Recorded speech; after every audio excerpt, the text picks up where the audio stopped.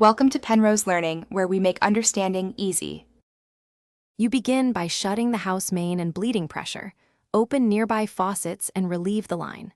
Once the water is off and drains are clear, position a bucket and rags under the valve to catch residual water. Make sure your replacement valve matches the compression size and orientation. Check the nut diameter. Use an adjustable wrench for the compression nut while bracing the pipe with a second wrench.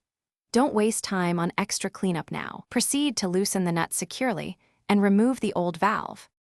Once the valve is off, inspect the brass ferrule tightly crimped on the copper pipe.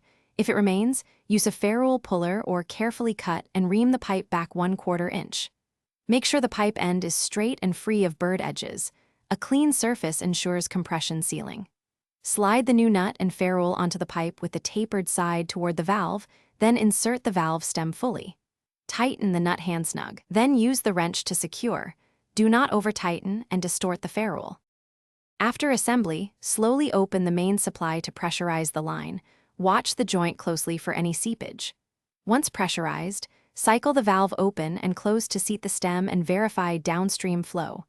A small drip can often be cured by a 1/4 turn tighter on the compression nut. If significant leaking continues, shut the supply, remove the valve, and replace the ferrule or use a new valve assembly. Persistent leaks usually mean the ferrule or pipe end is damaged. Thanks for watching. If this was helpful, leave a like and consider subscribing. See you next time.